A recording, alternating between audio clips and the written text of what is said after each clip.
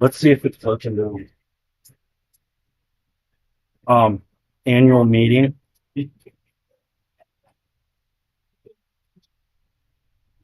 I put my other shirt on. CS. Can you see it? I can see it. Okay. Thanks a lot. Walk in front of it, Brandy. Or wait, never mind. Right. Oh, there's Dave. Well, this is a major leg, but It's weird because I'm not moving and it's still walking around. Yeah, there's like a 60-second delay.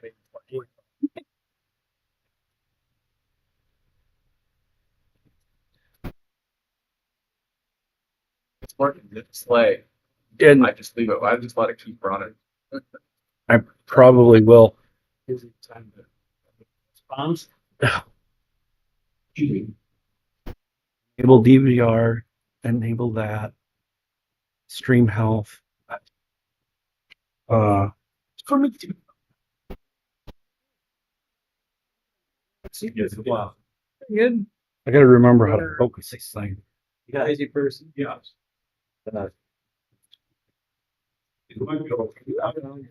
Took my phone and took a picture. Now I think I'm gonna just butcher him with that one. Like, Oh, you're gonna Give it real quick before I. Yeah.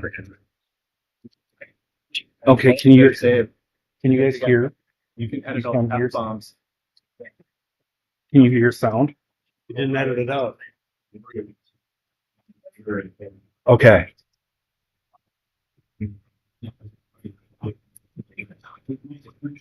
Okay, I'm gonna shut it off, and all I have to do is hit.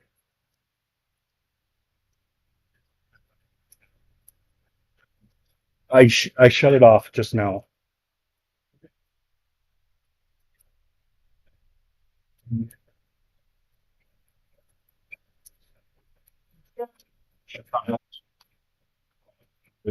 Okay, let's try it one more time. I just want to make sure that I can get it up and going again. Yeah.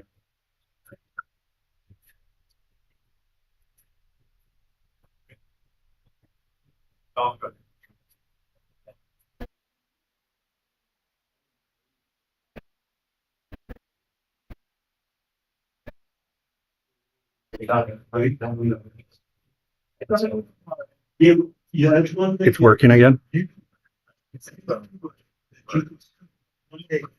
But then there's something back. 136. That one piece of fire. Testing.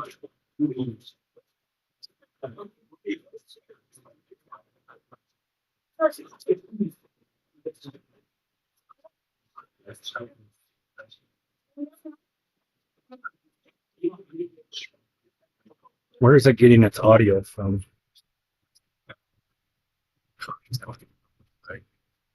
Oh, it's about a minute of lag, but it's working. I guess it doesn't matter. You about that.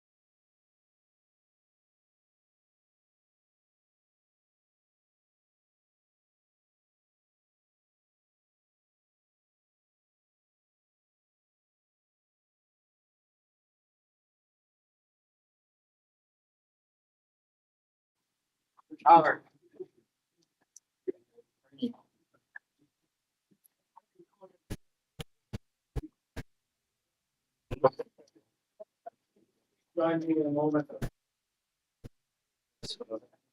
Please join me in a moment of reflection.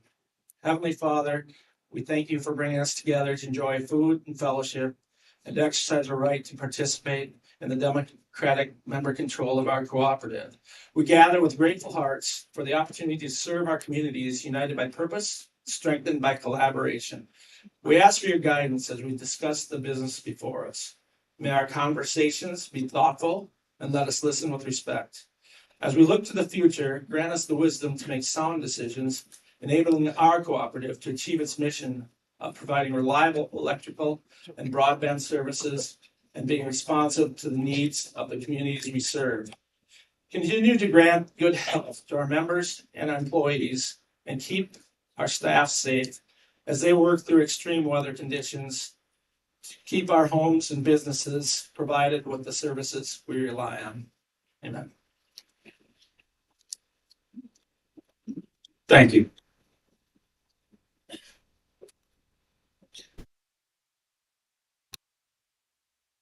At this point, we will have the national anthem sung by the Ellsworth High School Vocal Jazz Band.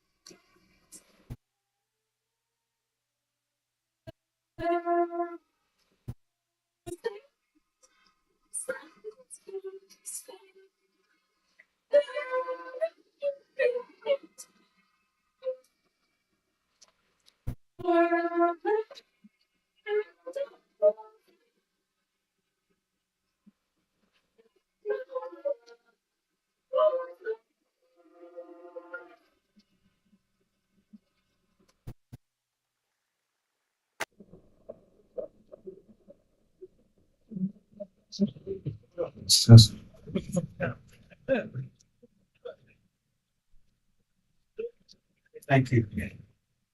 At this point, we'd like to have Tucker Eagerthron come and do the Pledge of Allegiance.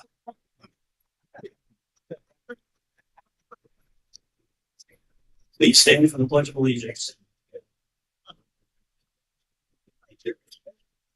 I pledge allegiance to the flag of the United States of America and to the republic which stands one nation under God, indivisible, with liberty and justice for all. Thank you.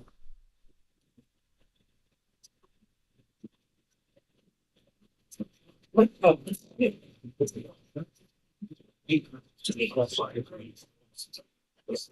objection, I hereby appoint Lori Anderly, the Pierce Pepin Executive Assistant, as the recording secretary.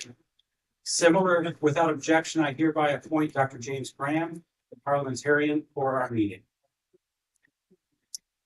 As reported by the staff, the quorum has been met for the annual meeting with 181 members in attendance. The rules of the meeting have been adopted by the Pierce Pepin Cooperative Services Board and have been posted. Do I have a motion to approve the rules of the meeting? Is there a second? Second. It has been motion and second. Is there any further discussion? All those in favor? Aye. Any opposed? Motion carries.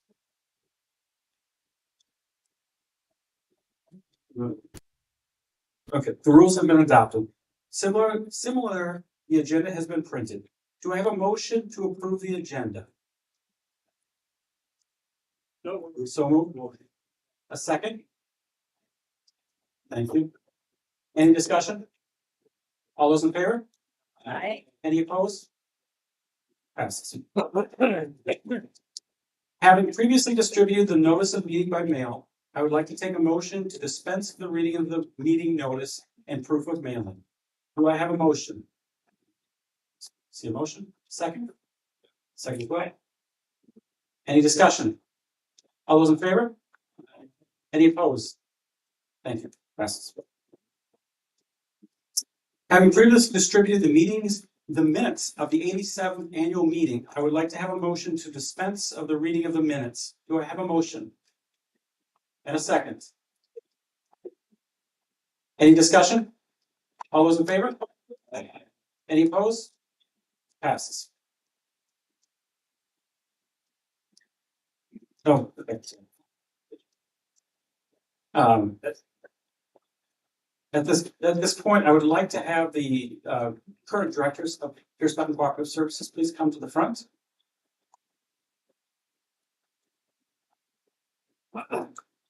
Join me on the stage, it would be wonderful.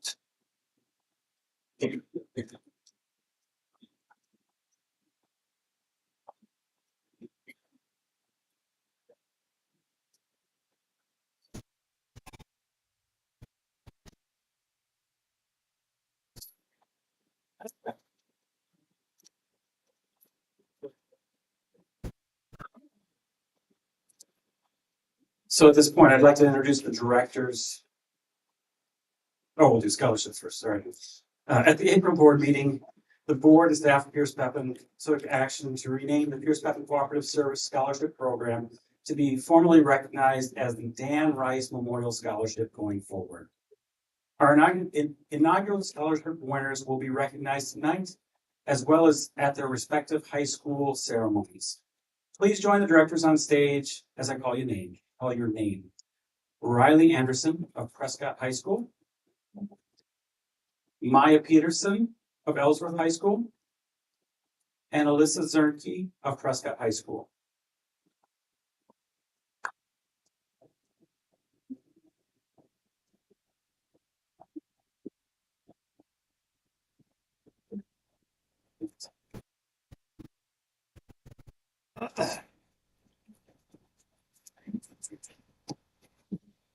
Right.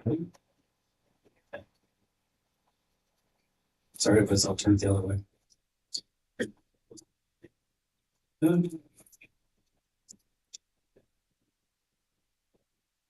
Maya. Thank you. Let's see. Thank you. Round of applause for three of them as well.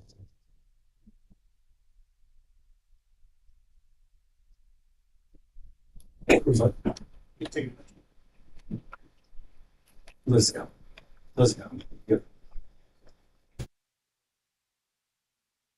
Sorry.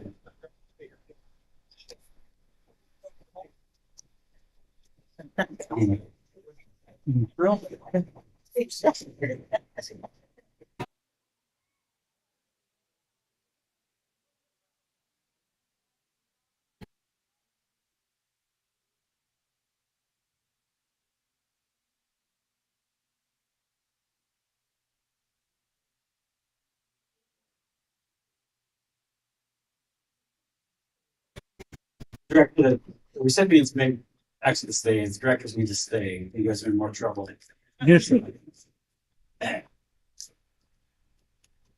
Jan Roll from the Prescott High School could not be here with us this evening. So congratulations to the 2025 Dan Rice Memorial Scholarship winners. Pierce Pepin Cooperative Services Board is made up of 9 directors elected by the membership. With the bylaw change approved this last year's annual meeting, there are now only 3 districts, each containing 3 directors. The board then elects the board chair, the vice chair, and the secretary treasurer. Over the past year, the 9 individuals have represented the cooperative. John Parks, District 2, is the vice chair. Ginny Huber, District 1, the secretary treasurer. Ann Young of District 2. Leroy Clark, District 2. Scott Donnelly of District 1. Ed Haas, District 3. Jerry Dreyer, District 3. and Brian Berg, District 3.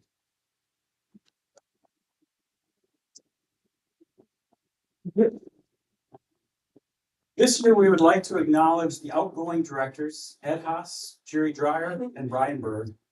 All three directors have served the maximum term of 12 years. Additionally, Ed has served a previous term of 24 years. We would like to honor each of them with a special plaque acknowledging their years of service.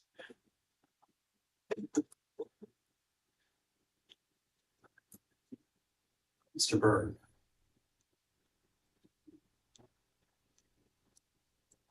Jerry. Thank you, Jerry. And you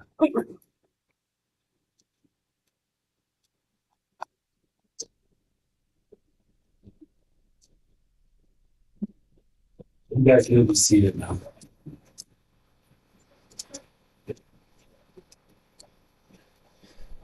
With that, I would like to turn over the introduction of our candidates to Ms. J. Huber, the Secretary Treasurer. Is this working? It is, yay.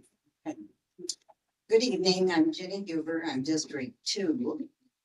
I am the Secretary Treasurer of the Board of Directors. At this time, I would like to present the director candidates for District 3.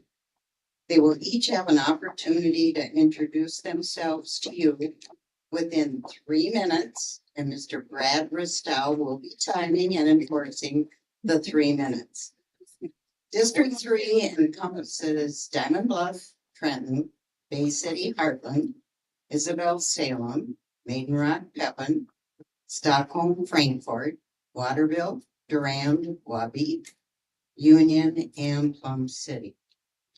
Our first candidate is Glenn Fisher, and he represents Diamond Bluff. Glenn?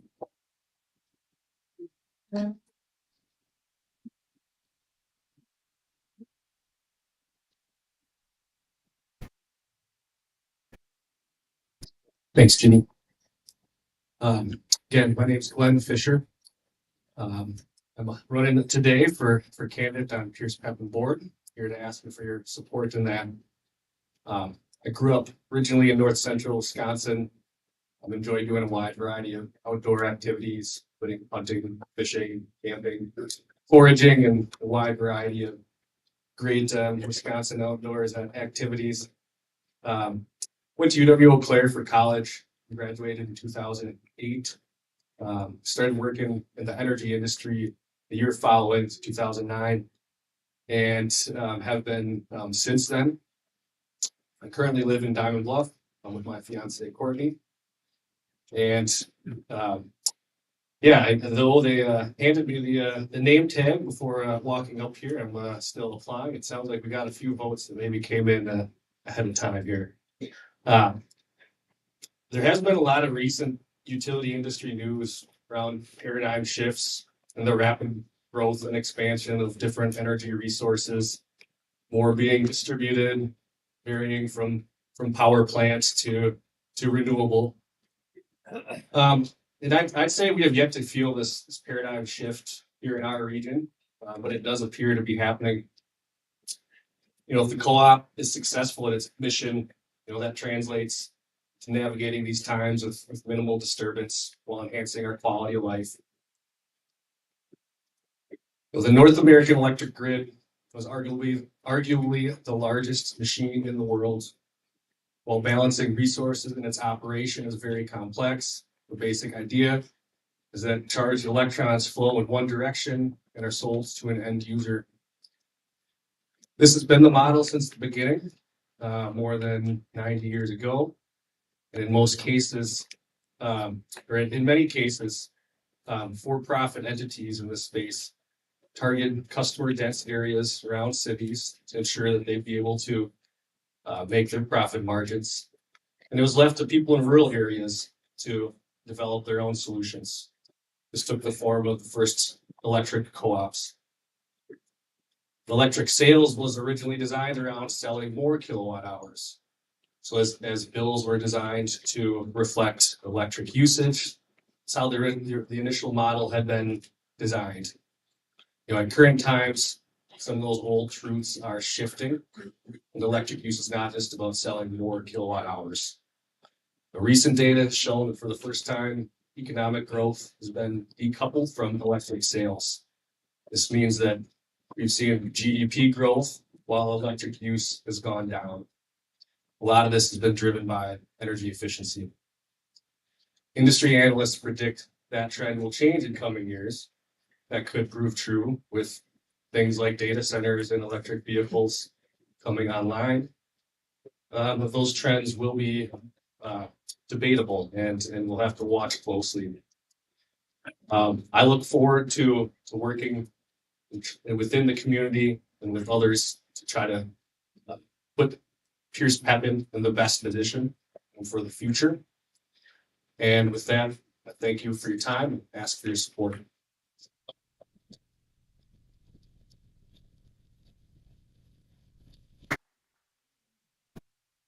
Our next candidate is Paul Solantis and Paul Gales from Stockholm.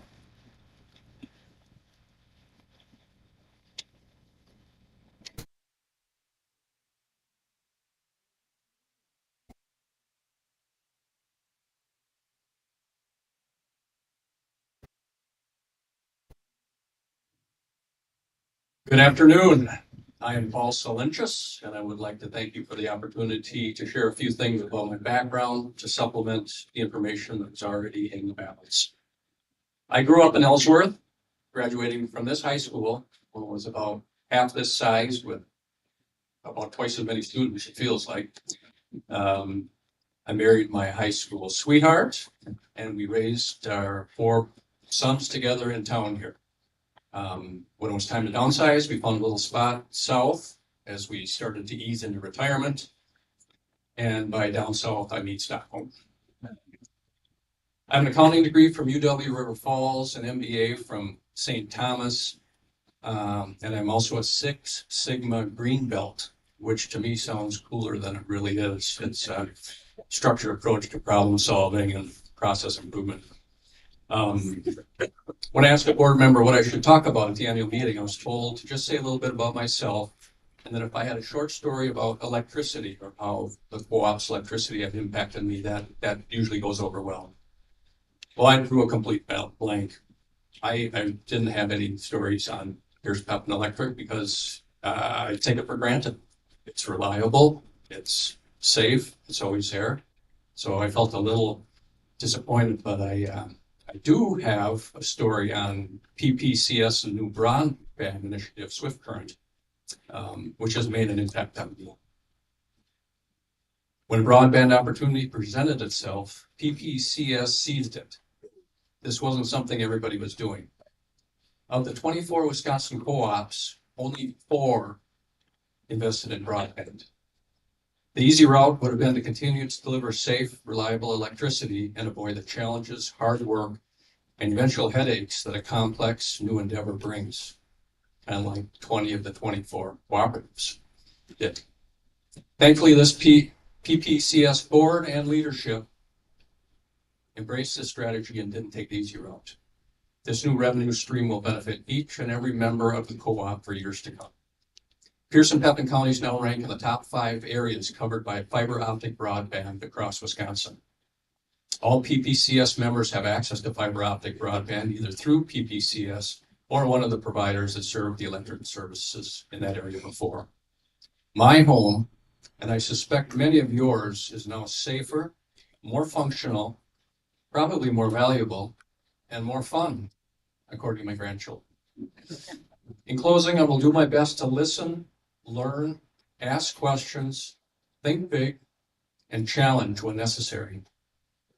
As the sole member of the board hailing from the Pepin part of Pierce Pepin Cooperative Services, I will do my best to ensure the co-op continues to serve members on the outer edges of the service area as completely as it's been serving those in the center. Thank you for your consideration.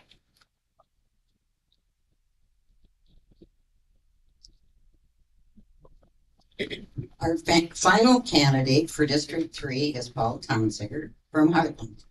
Paul?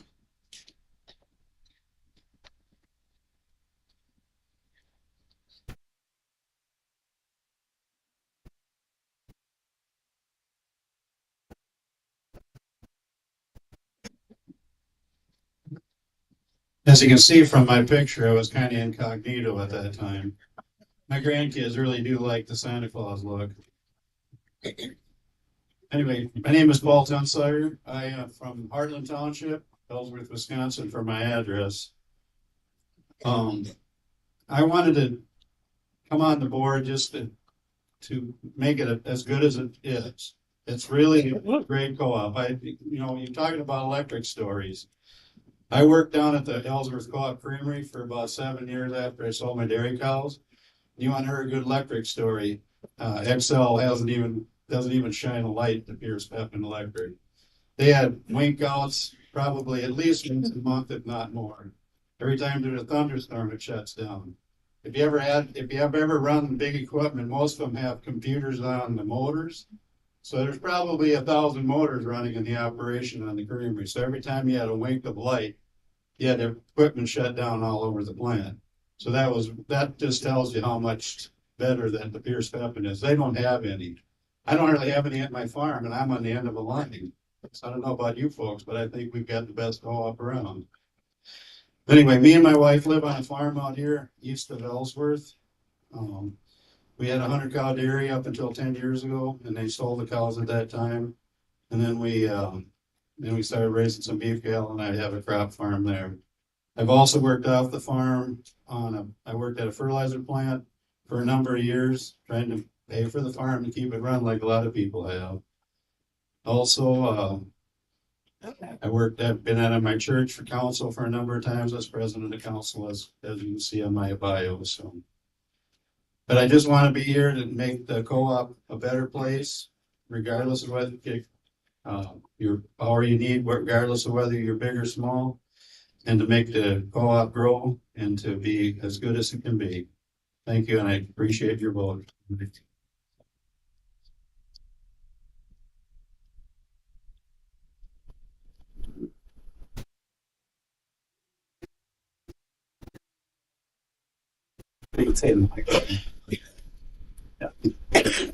It's mine. I hereby declare the polls open for voting. The voting process will continue. For those who have not yet voted by mail, please cast your votes on the yellow ballots. Please deposit your ballot in one of the 2 boxes on the stage at this time. Here. We'll give you a few minutes to do it.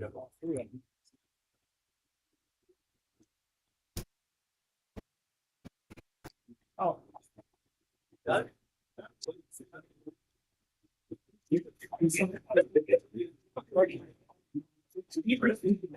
Well, yeah,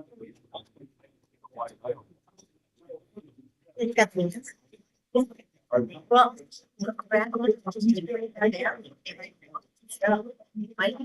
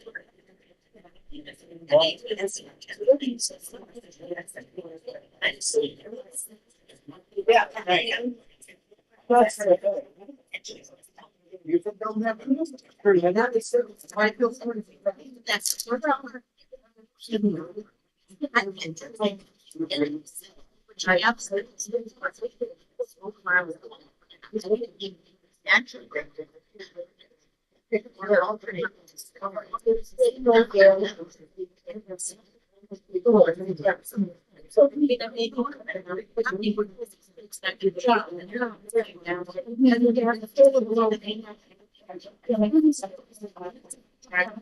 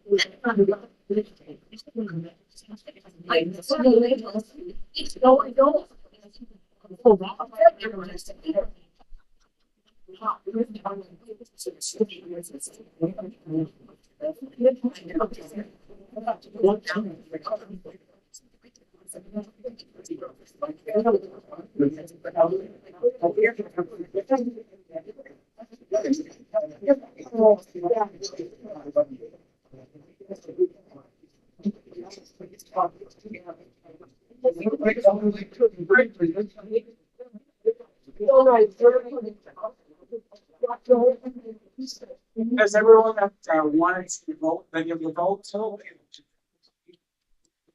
right, I'll take that as a yes. The proposed amendments for the bylaws were sent to you by mail. You may wish to refer to them now as they are being presented.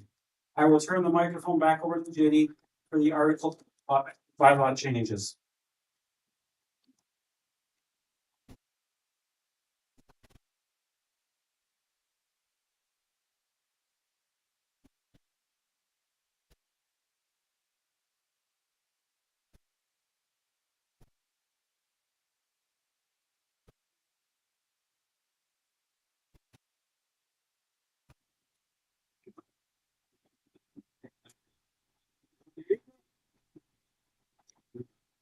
Can you hear me? Yes. Thank you, Chairman Bursing. As part of an ongoing review and a continuing effort to best position Pierce Pepin Cooperative Services to meet the members' needs today and into the future, the Board of Directors and management recommend the following changes to the Articles of Incorporation and restated bylaws. These proposed changes are the culmination of the article and bylaw review conducted by the Board of Directors and the Cooperative's attorney. In compliance with their present bylaws, the full text of the proposed changes was mailed to each member as part of the annual meeting materials, approximately 30 days prior to this annual meeting. 5 proposed amendments will be presented and voted on. Chairman Bursing, unless there is a request to read the proposed amendment in its entirety, I will provide a brief summary of the proposed changes. All right. Amendment 1, types of service. Amend Article 1 of the restated bylaws, Section 1, qualifications and obligations, subsection 1B. Update the members of the cooperative provision in the Articles of Incorporation and bylaws to clarify language and remove remaining references to other types of services the cooperative offers.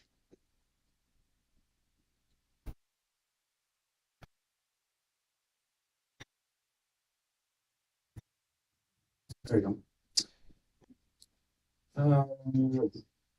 Is there a motion to approve the bylaw change? Move and a second. At this point, we will move to vote. We'll do this by using your pink placards, or whatever color they are.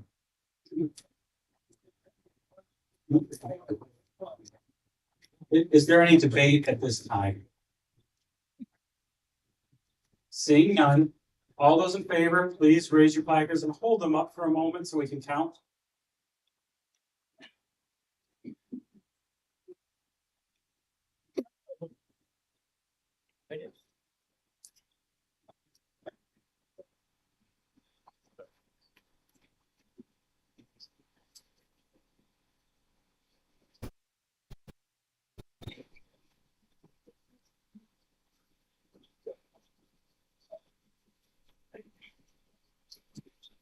Good. Good, okay. All those opposed, same sign? Same two? Motion, the amendment change passes. Amendment 2, types of service.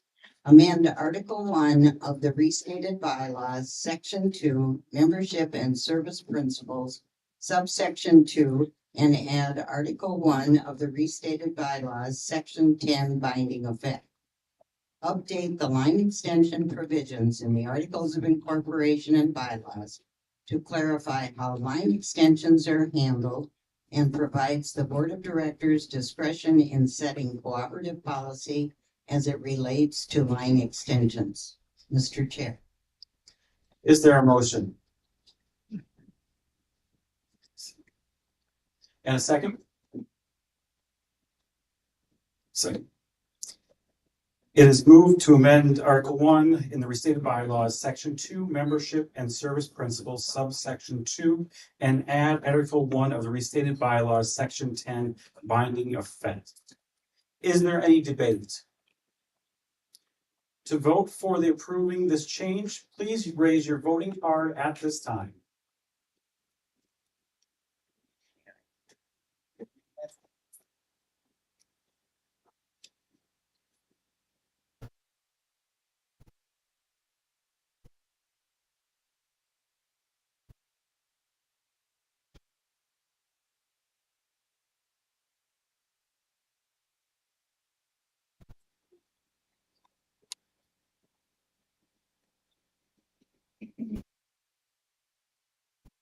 Okay.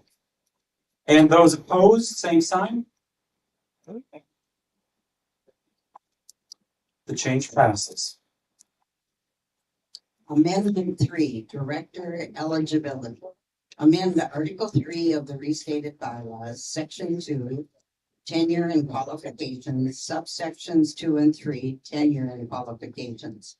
Update the qualification of directors of the cooperative provision in the Articles of Incorporation and bylaws to clarify and update the language related to a director's eligibility, recognize other types of legal partnerships constituting joint membership, and clarify the eligibility for a commercial or business membership. Mr. Chair. Is there a motion from the floor?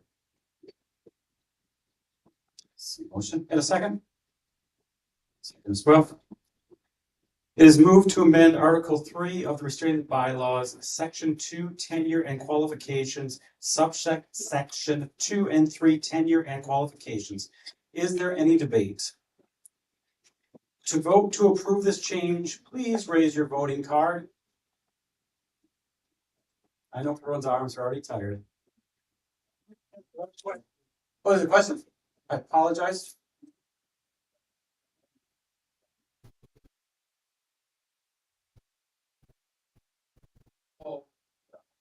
Okay, so here I'm a CEO of a business that does business with Pierce Pepin, but say live in St. Paul. I would now be eligible to be a board member. That's what I'm gathering from this. As far as that is correct. Was it can or can't? Yeah. You can. Cannot.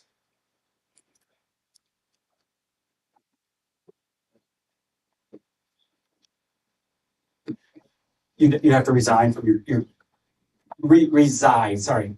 You would have to reside in the district. Okay. But Yeah.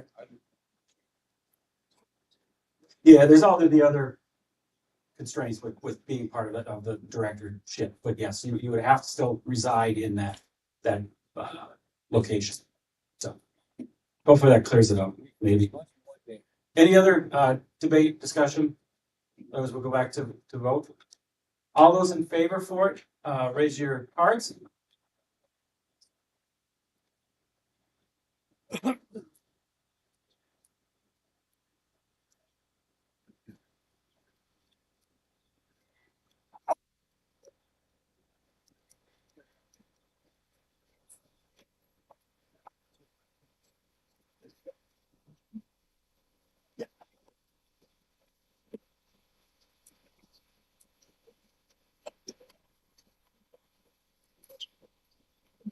Okay. And those opposed, same sign. Okay. It is moved to make the changes by making the strikeouts and inserts that you have heard. Skip it.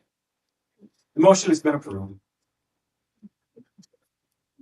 Article 4. Article 4. Capital credits, interest, and rental income. Amend Article 7 of the restated bylaws, Section 2, patronage capital, in connection with furnishing utility-type services. Remove Article 7 of the restated bylaws, Section 3, binding effect. Amend Article 7 of the restated bylaws, Section 4, patronage refunds in connection with furnishing other services. Amend Article 7 of the restated bylaws, Section 5, disposition and allocation of other receipts, losses, and renumber Article 7 of the restated bylaws, Section 5 through 10 to Sections 5 through 9. Update the cooperative's capital credit allocation provisions in the Articles of Incorporation and bylaws to clarify how the cooperative allocates additional margins to the membership to be consistent with practices that have been used in the past. It also includes revisions in dealing with interest, rental income, and income from other subsidiaries. Mr. Chair. Is there a motion? And a second? Is moved to amend Article 8 or Article 7 of the restated bylaws, Section 2, patronage capital in connection with furnishing utility type services. Remove Article 7 of the restated bylaws, Section 3, binding effect. Amend Article 7 of the restated bylaws, Section 4, patronage refunds in connection with the furnishing other services. Amend Article 7 of the restated bylaws, Section 5, disposition and allocation of other receipts, losses, and renumber Article 7 of the restated bylaws, Section 5 through 10 to Sections 5 through 9. Is there any debate? Yeah. So bring Mike over to you. Right first.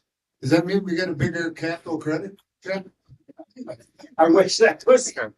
If we're gonna put it all together, I would think the check would be bigger. Maybe we could sort a little bit on extra work, but it's, yeah. Can you give us an example of how this? It's a good question. Do we have one? Becky.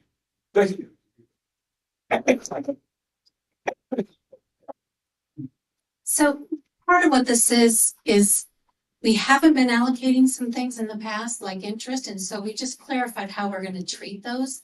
So that'll be more consistent with what we've always been doing. It was kind of a gray area. Similarly, like the rental income, we rent some farmland out. And so we just want to make clear that, yes, that is part of what's going to be allocated. It's included.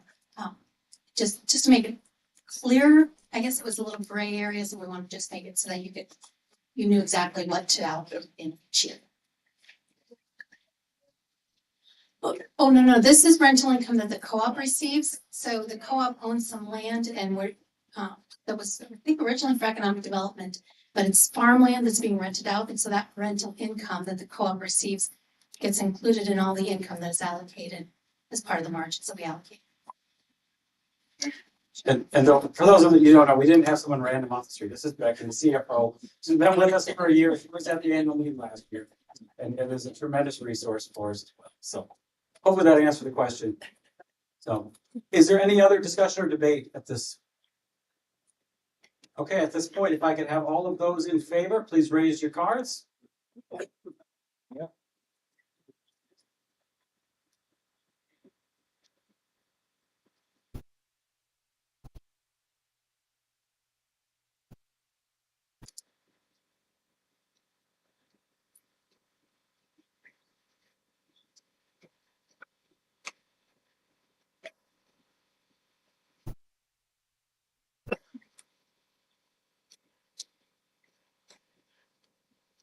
Good. And those opposed, same sign? Seeing none, this passes. And our last amendment, Amendment 5. Amend Article 1 of the restated bylaws, Section 8, subsection 3, transfer and termination of membership. Amend Article 2 of the restated bylaws, notice of members' meetings. Amend Article 3 of the restated bylaws, Section 3, subsection 1, nominations and elections, and amend Article 13, sorry, of the restated bylaws. Identification of officers, directors, and employees. Updated language referring to members of the cooperative in the articles of incorporation and bylaws to remove gender-specific references and clarify the bylaws pertain to all members. Mr. Chair.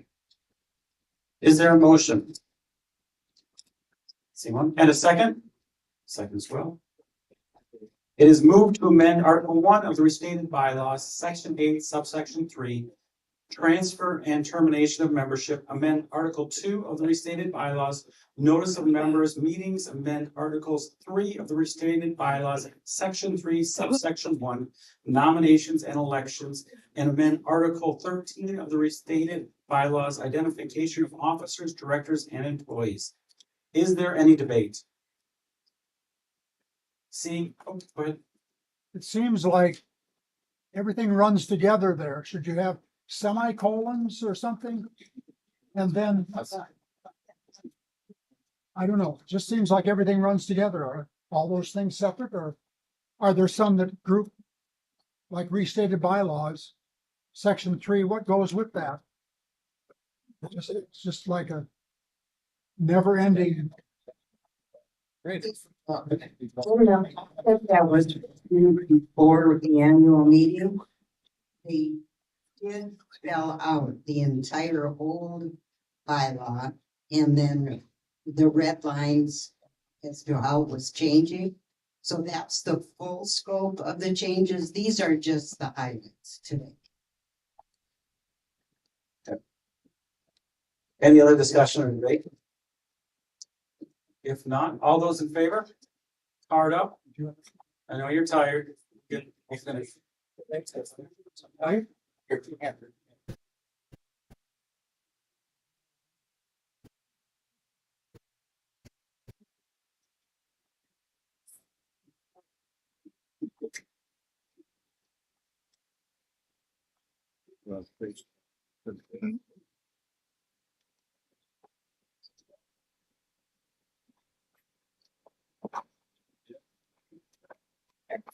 Okay, thank you. And those opposed, same sign?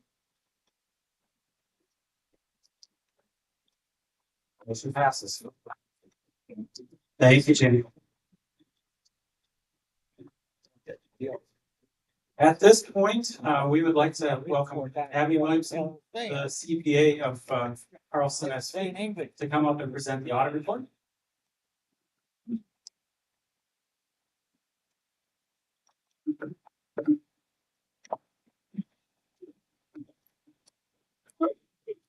All right, thanks for having me here tonight. I'm happy to be here to present the 2024 financial information of your cooperative. As required by accounting standards, the consolidated numbers that I'll present in includes all business units of the cooperative. As you'll see, as we go over the financials, they continue to progress with the growth of Swift Current. First off, we're going to cover the consolidated balance sheet. As you'll see, total assets, they increased from 86.7 million to 95.9 million. Two of the largest changes you'll see there is just net utility plant. That included increase of about 14 million with the expansion of broadband, upgrading lines, services, and some new vehicles added during the year. The other largest change you'll see is accounts receivable. Little misleading when it says accounts receivable, it's kind of all receivables. It includes quite a bit of grant receivables that have been received as related to the broadband expansion. Last year, there was little over 11 million in receivables at the end of the year. That was all received in 2024. And at the end of 24, there's about 5 million of grant receivables that will be received in 2025. With that, that adds up to your total assets. Total liabilities and equities at 95.9 million, an increase from 86.7 million. Largest change you'll see there is just increase in borrowings on long-term debt with the continued expansion with the broadband program. You'll see that debt didn't increase as much as your net utility plan, because you're now getting in those grant monies that you received, helping offset those borrowings. Next you'll see here is just capital credit retirements. These would be retirements back to you, the members, over the past 5 years. Any of the slides that I'm going to show, the green column 24 is the current year. So you'll see on average that you've been retiring over around $1 million of capital credits back to you during the year, and you'll see that really hasn't changed even through the expansion with the broadband. With that, with the expansion of broadband, one of the ratios that has changed pretty substantially is the equity to assets ratio. This will go down during expansion periods as you move to invest earnings to grow the balance sheet to be more resilient in the years to come. Next we have is the statement of operations. I think. Okay. Starting off with total operating revenues, those revenues increased from 21 million to 23.3 million. That 2.3 million increase primarily came from increase with revenue with Swift Current. As you'll see on the next slide that I have, kilowatt hours sold did not increase this past year. So that increase is all coming as a result from Swift Current. With that, we have operating expenses. Those expenses did increase from 21.1 million to 24.3 million. With that 3.1 million increase, majority of it relates to additional costs with expansion with the broadband. With expenses increasing more than what revenue increased, you have an operating loss this year of 936,000 compared to the 122,000 last year. Did recognize some non-operating margins of 418,000 along with additional capital and credits from other cooperatives such as Dairyland, your power supplier, and CFC, your loan bank of 815,000 gives you net margin this year of 297,000 compared to the 644,000 last year. Just as a note, non-operating margins, you'll see a large increase there. Cooperative had deferred some revenue as it relates to settlement with Dairyland from a few years ago. That was just being recognized this year, contributing to that increase.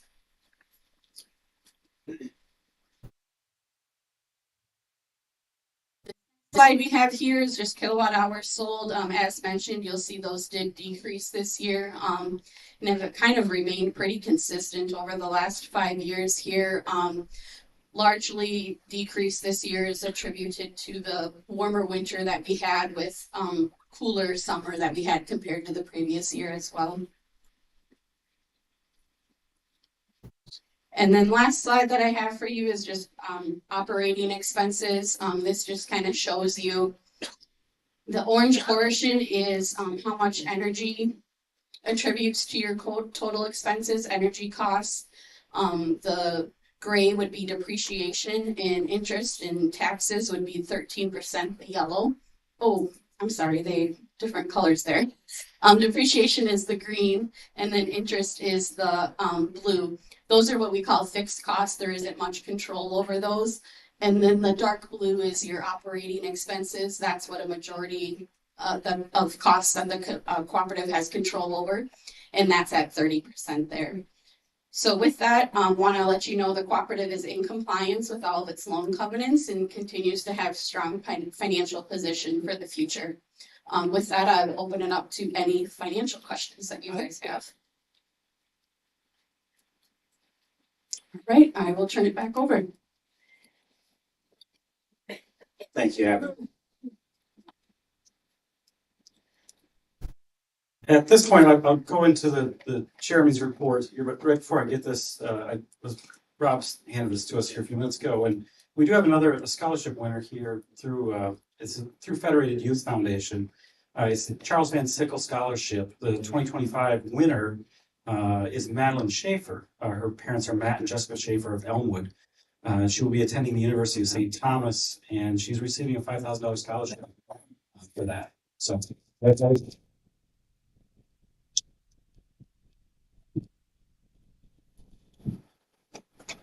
So I can't do jokes like Roger, so I'm not gonna even go down that road. So instead, you guys get a PowerPoint presentation. So I promise we'll keep it really quick. So I just myself, you know, a lifelong resident of River Falls. That's my wife and kids there. Small business owner. I've been on the board for this is the 11th year here now. So it goes by quick. So we're almost to the end. So. Anyways, I'll get into my presentation. I just kind of going over general things of stuff that comes up here. And one of the big things we always talk about is rates. Is how do our rates compare to others in the industry, neighbors, everything else. So I thought I'd do a little presentation just to show you this slide here. And it could be a little tougher to see because it's two different colors. But rates for electric industry generally track almost identical with inflation. So when inflation is high, rates go up. And so you can see that historically rates have gone up by 2%. And I should say these are the residential electric rates across the entire United States. And that's what they've done. So they track right along just like that. So the big challenge is, as we've seen recently, inflation has increased dramatically, and therefore rates have increased dramatically. And that's one thing I wanted to kind of express is how we've managed to do it here. So if you look at the next slide here this is the compounded inflation rate over the last 11 years. So I want to go back and see, well, how have we done the 11 years I've been on the board? And so this is what we've been fighting the last 11 years is we have 32% inflation over those last 11 years. So theoretically, if our rates were to change like the rest of the industry were, your rates should have gone up 32% over the last 11 years. And fortunately for you, they haven't. The one thing we could show is this is the average bill for a member that uses 1,000 kilowatts per month. Kind of just an average member, but it also, this wouldn't change dramatically if you were smaller or larger. But this is historically, this is going back 11 years in year one, and the 11th year is current here. So historically, our rates throughout those 11 years have changed very little. And so I think that's something to be very proud of here, that we've been able to do that. I wish I could say we could do this forever. I don't know if we can. But at least in the short term, it's something to be very proud of. And the organization has done a really good job of controlling costs and trying to provide low cost rates, but also really good service and really good value to our members. So that's something we're very proud of. And it's just what I wanted to show you guys that we aren't exactly like everyone else in society and the rest of the United States. So hopefully that helps a little bit. The last thing I want to touch on too was we mentioned earlier, it's Dan Rice, the passing of Dan here this last winter.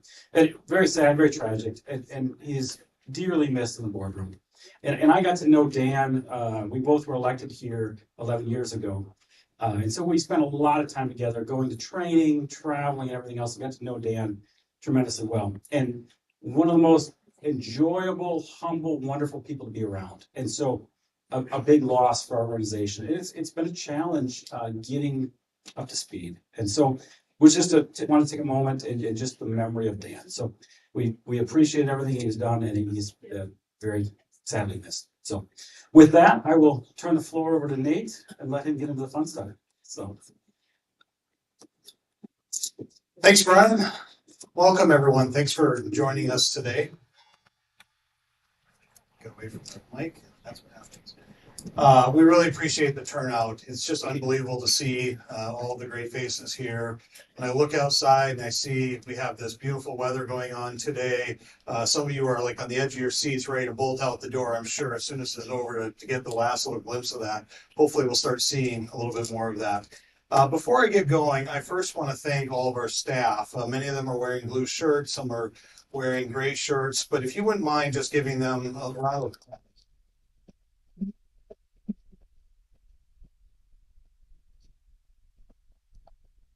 Brian and I and Jenny could stand up here and do all the things for the agenda, but it's really the staff behind the scenes that makes a lot of this annual meeting happen. I don't know if they're here. They might have left already. I do want to just say thank you to our kitchen staff as well, who put on a great meal. I asked several of you if this meal was good. I didn't hear any complaints. It looked like a great meal. I didn't get a chance to have any of it. I've been told there's a few pieces of dessert that have been saved for me, so don't worry. I will find that after the meeting and partake in that. I will also just tell you too that we will have a Q&A period as we've done the last few years. We will have microphones that will go around. One of the reasons that we ask you to speak in a microphone is Aaron, who's kind of seating right there in the middle, is actually live streaming this event on YouTube. We've done that for the last few years. Aaron told me earlier we had 42 people joining us on YouTube, and I can say that my wife has now logged in 42 times. In fact, she just texted me literally and said, do you go after Brian? I said, yes, so maybe we're up to 43 now. Kim, if you're listening with the kids, hello, I'm up here. Thanks for joining us online. I'm going to go over a few things. I do want to say the same comments and echo Brian's comments. Dan was a very special director, not only to myself, but to the board. About a year ago, Dan and I went to Washington, D.C. together. As you can tell, we took a picture out in front of the Capitol. And Dan is a lifelong learner, spent a lot of time asking lots of great questions while we were on that trip. And I just have to tell you, the one thing that will forever stick out in my mind is watching how often Dan had this smile on his face. And if you knew Dan, you knew that he had kind of this infectious smile. And so I will miss that and certainly can't wait to see Dan again someday with our Lord. I have a few other things I want to go through. I do want to say, we changed the format up a little bit this year.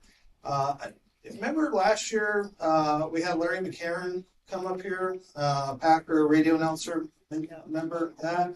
Remember Larry shared his Super Bowl ring? That was pretty cool. Got a lot of pictures. A lot of our staff took pictures of Larry McCarron. And after the annual meeting, we got a little bit of feedback. It's like, hey, that's great. Larry's a Packer. I'm a Vikings fan. Somebody cheered. And, some of our staff, we fortunately or unfortunately try to keep our office somewhat balanced, with a few Vikings fans. That's usually one of the questions we ask. And got some feedback from the staff, and they said, Nate, next year if we do a speaker, you got to play it down the middle. You got to have representation from the purple and yellow. And I said, hey, great. I said, go find me a Viking that's won a Super Bowl and bring it. They can say,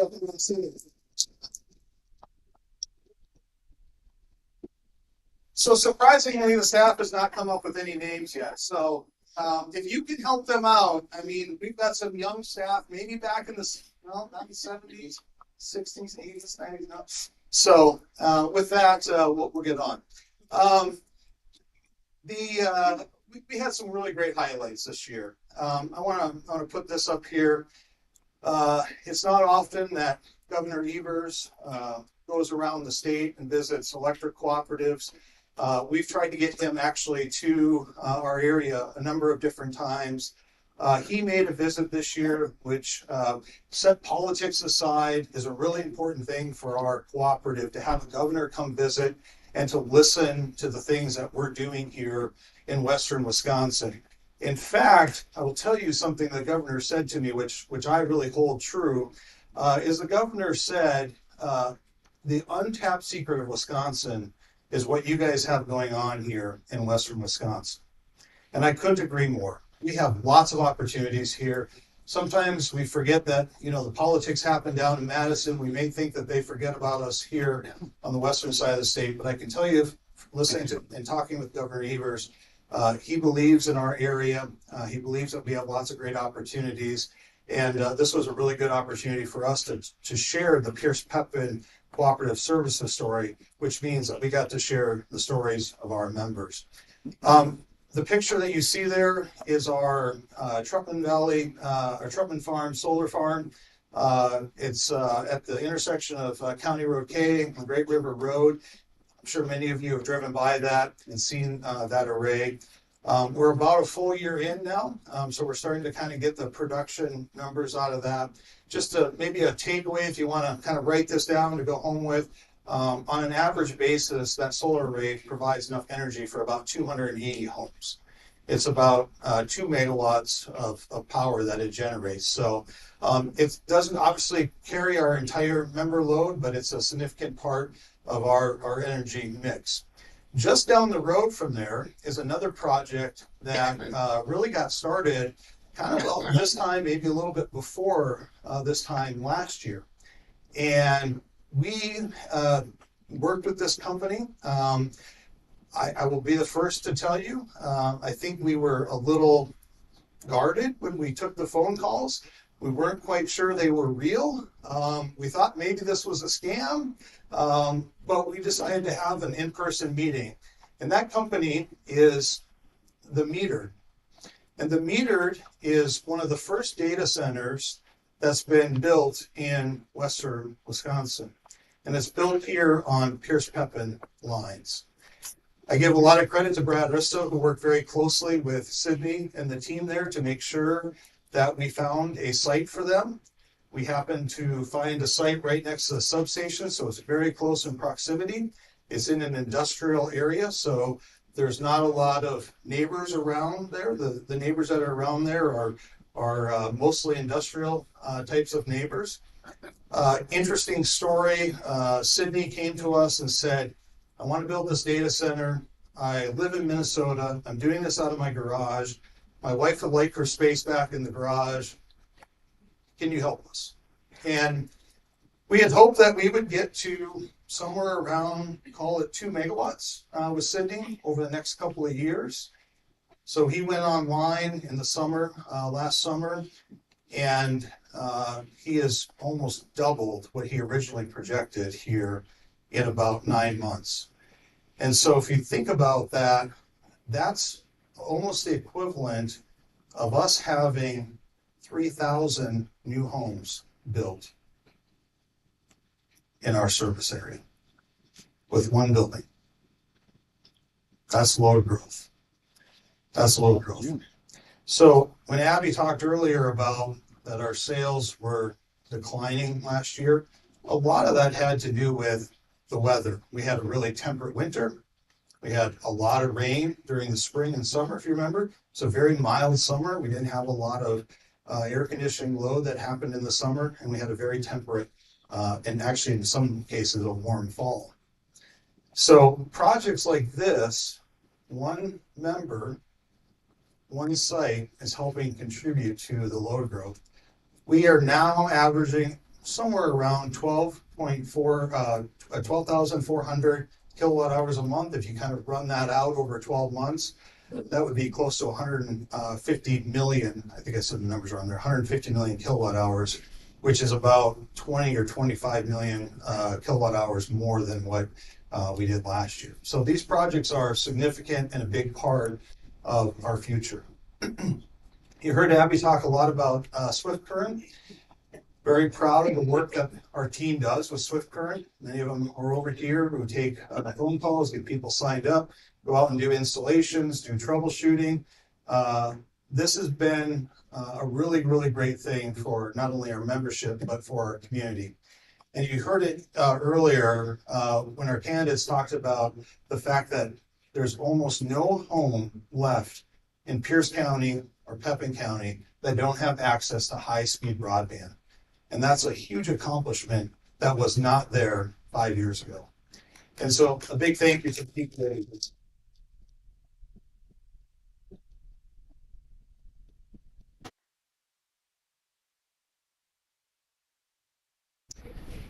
All right, everyone want to talk about tariff and tariff policy? Well, I figured we might get a question about it, so let's just hit it head on, okay? Will we be impacted by tariffs? I don't know yet. That's my answer to you. We are monitoring it closely. We understand that economic policy, and I will go back over the last 10 years, has had an impact on us in some shape, way, or form. Okay, so will the tariff policies have an impact on us? I would just tell you, yet to be determined. We monitor it closely. I can tell you this: if Canada decides to shut off their energy exports into the U.S., that will not affect us. All right, it's less than 1% of the energy that gets imported, and most of that is not within the dairy island system. So if you heard some of that, you heard some rumblings that Canada was going to turn off their energy, exports into the U.S., that really won't have an impact on us, almost at all, probably no impact. But certainly some of the other tariffs could have an impact. It's something we watch very closely.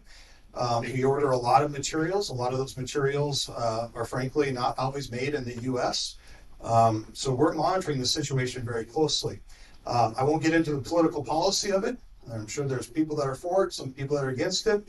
We're going to stay very neutral on the subject, and we will adapt just like we've done in the past with policy, national policy. My friends back here, I had a nice discussion back here. Brought the postcard. Many of you have probably gotten the postcard about the Isabel Creek solar project. So I thought, you know what? Again, probably going to get a question about it in Q&A. I didn't even get to the annual meeting starting, and I got a question about it. So let me just head this go right at it. We're not involved in this project. Okay, it's not our project. Frankly, we were probably as surprised by it as many of you may have been surprised about it. If you're not aware of this project, it is a project that is in Heartland Township, I believe. Is that correct? Yeah. Correct me if I'm wrong. Heartland. Proposed about 75 megawatts.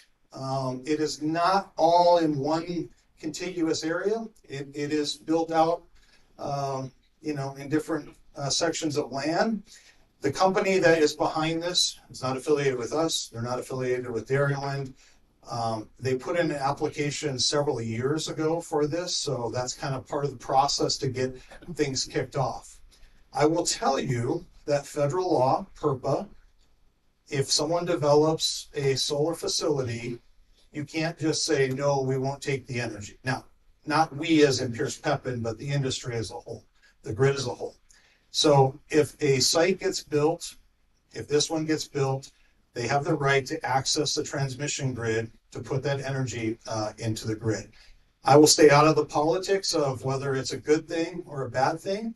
Again, it's not our project. We're not involved with it. I understand there are issues, concerns with landowners and how it kind of surrounds certain homes and things like that.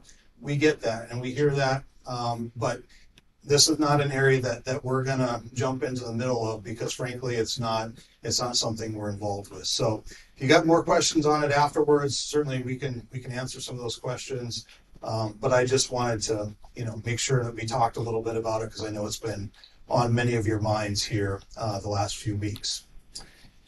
Last year I talked about the pillars that make our cooperative a great place.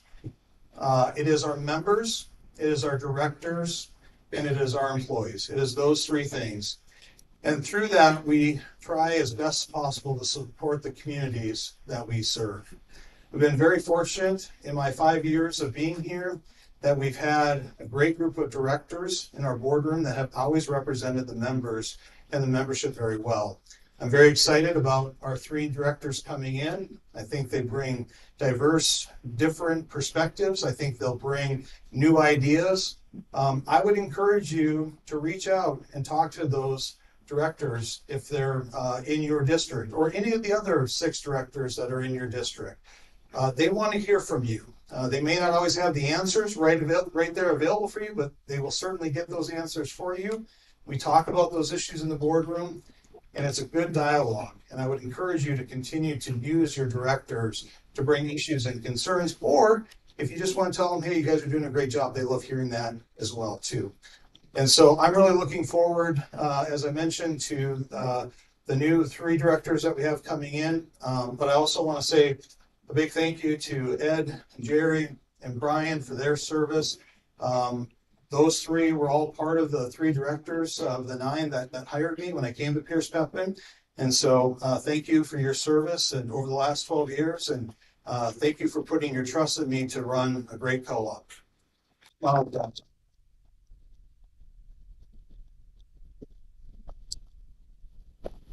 So I just want to give you a couple of stats you can take home. I think some of these are kind of interesting.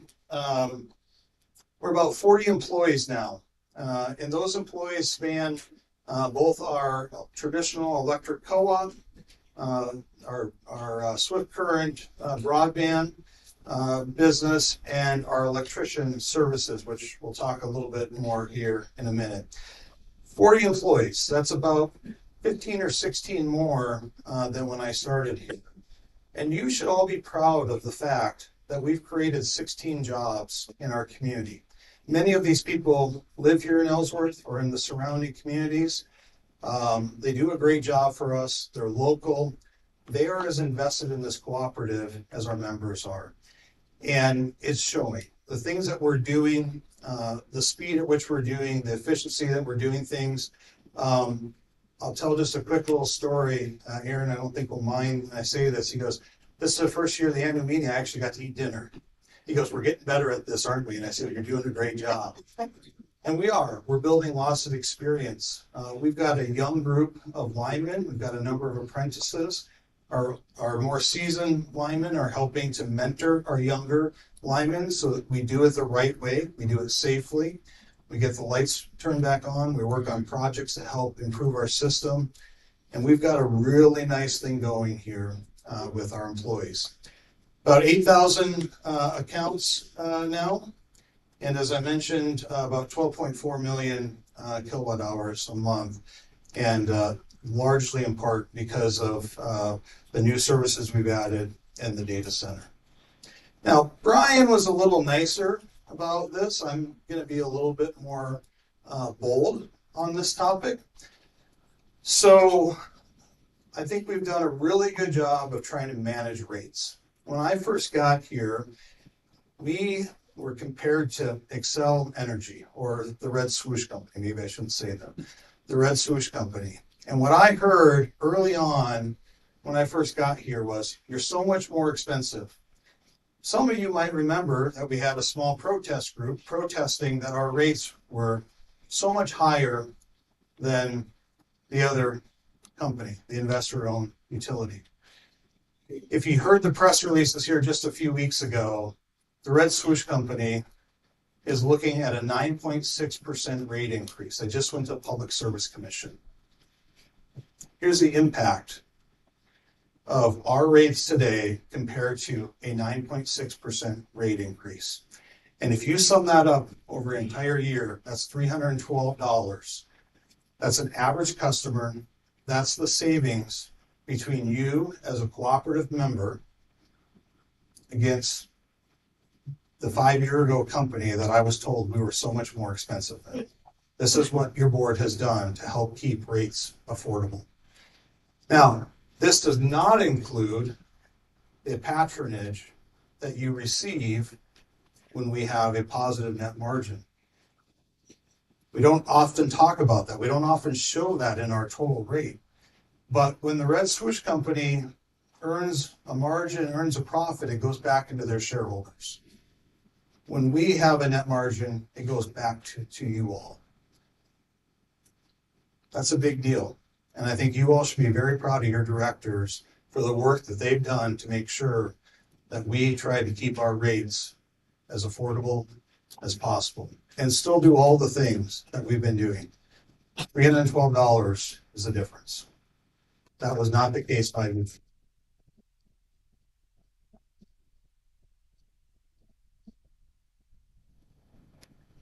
Mentioned our electrician services. A couple of years ago, we spent a little bit of time investigating the Generac line of generators for backup power generation. As part of that and a couple of other things that we were looking at related to electric vehicles, replacing our load controllers in homes, we invested in a master electrician. Not long after that, we hired another electrician that makes up our electrician services division. This is a little bit of a sales pitch for them. They do really, really great work. Ryan and Keith, are you here? Over here, there's Ryan, there's Keith. So if you ever have a need, now I will tell you, they're not going to come in and probably rewire your whole home, but if you've got electrician services needs, they're your guys. They will come out, work with you, give you a quote, come in and work with you on the project. The other thing that you're going to start to see over the next year is a push on our Generac backup generators. And I got to tell you, this is one of these areas that I was like, oh no, are we sending the right message here? If we can't keep the lights on, do we really want to tell people to buy one of these? I'll just be real honest with you. With staff, as we talked about it, had some debate, I said to Dave Chavi, I said, how about their batteries? Let's talk about their batteries. That's something I can get on board with. Backup batteries. I can get on board with that. I don't know if I can get on board with the Generac backup generators. Well, we kept talking. We went to the board. I think I said to the board, tell us what you want me to do. Tell us where you want us to go with this. We haven't invested a lot in this. If you want to just kill it right here, that's fine. Tell us where you want to go. And I'll point to Ed. Ed said to all of us, it's peace of mind. It's peace of mind. And I started to think more and more about that. And I think when he said that, I was like, he's right. He's absolutely right. The generators are a peace of mind. And this is something that we've done. We've installed a few of them. We've got highly qualified people signed up to do this. You're going to start to see more promotion. If you're interested in a whole home backup generator, or if you're interested in a battery, we haven't gone away from that either. We'd love to work with you on that. I will also tell you, pending board approval next week, the staff has put together an on-bill financing program with really, really competitive rates. So if you don't want to pour out the dollars right, then and there to get a generator, we're going to be doing some on-bill financing programs that allow you to pay that as part of your monthly bill. Not just with the generators, but for other services as well. So an upgrade to electric water heater, EV charging installation, and other things that sort of qualify as upgrades with your electric system. So be looking for that. You'll see lots of promotion. And again, if you have questions, Ryan and Keith will be able to talk with you, hopefully run all over to them afterwards and ask them lots of good questions. They're standing by. Anyone driven down Highway 29 and wondered what that thing is? Yeah, what is that thing? So this is another project that we've been involved with really since very early stages. That is a biogas facility that is going up. It's a project that is in partnership with the Peterson family that owns a property. They will be taking part of their manure into that facility, and then the other part will be food waste and food scraps coming out of the Twin Cities that will create anaerobic digestion, which will then produce green biogas. They take that green biogas and they shove it into the pipeline. And there are companies all over the country that are looking for green gas because of their renewable portfolio standards. And so we'll be generating green gas that will be essentially used as, in large part, green credits across the country. Now, when I say we, it's not Pierce Pepin, it's the company that owns that. But that will be a sizable load. That will also be a very large load for Pierce Pepin. Probably in the neighborhood, it seems like the number floats a little bit, but somewhere in the neighborhood of about another 3,000 homes, give or take. So these projects are a big deal. And I will put my one plug in for these projects is that it gives us a viable source to deal with the manure. It gives us somewhere to put that manure and to get a good byproduct out of it that we're going to use in other places and putting it into that pipeline. And so this project will be coming online sometime in the next year. They'll be probably fully ramped up into the end of 25, into 26. I really hope that people start to see these as a solution rather than as a problem. There was an attempt here in Ellsworth to do something similar. We supported that project. Ultimately, the community did not want that facility. I understand both sides of that issue. This project started and went through about the same time, and we're really excited about it. We think it's going to be a big deal. I think it's the type of project that you're going to see lots of press releases, publicity about it, and I think you're going to see more and more movement in these biogas facilities because of the benefits that they do provide. On tap for us this year is to get to 5,000 subscribers. We got a lot of work to do. Our team knows we got a lot of work to do. We've been building processes, developing new ways to help us be more efficient. But our goal is to now really start to expand the number of customers that can take our broadband service. Abby talked a little bit about the impact that Swift Current is having on our revenue. So just to give you kind of a take-home number, 5,000 customers represents about $4.5 million of revenue into the cooperative.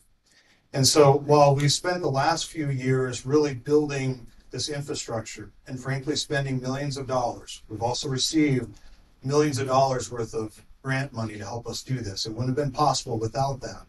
But while we've been building this infrastructure that's helped increase the asset value of the cooperative, now we're at a point where we built out a good portion of our service area, and now we're starting to see that revenue come back in that will help repay the cooperative for the investment that it's made in broadband.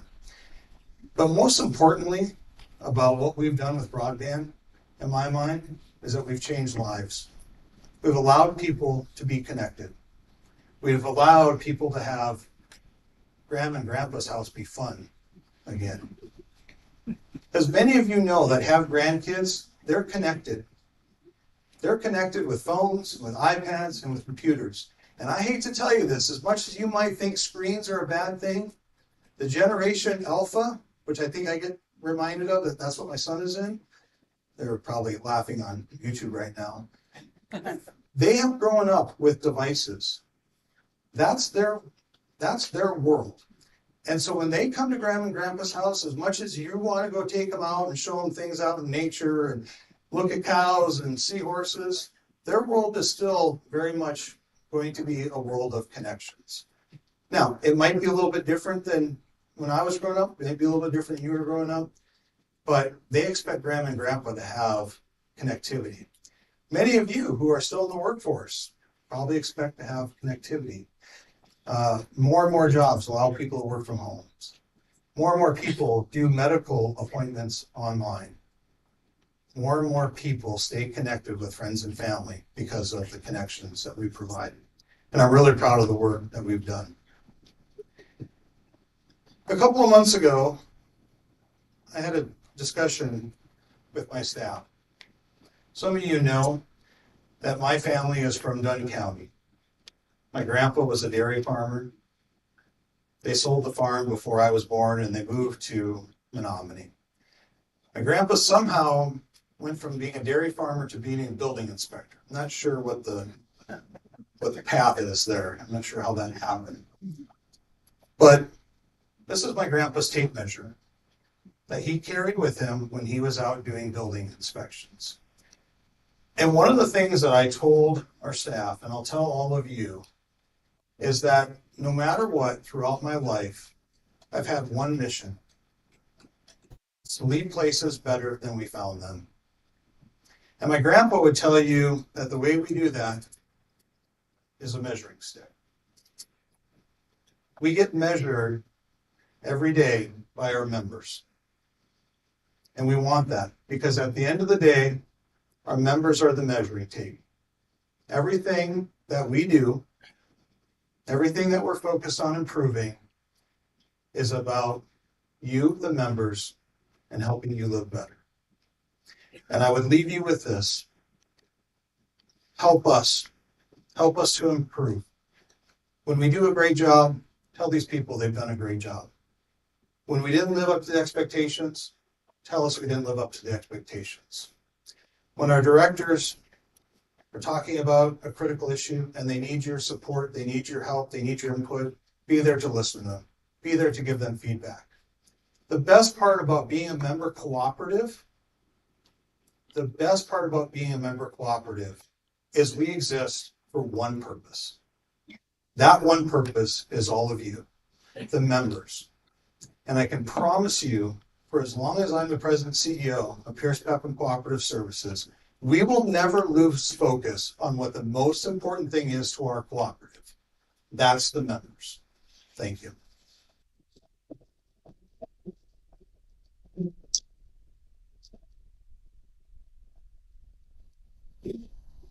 With that, we'll take questions.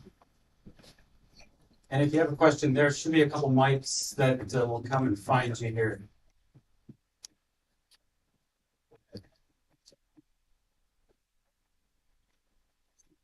Hi, you mentioned a company called Pepin, and you described it as a data processing facility.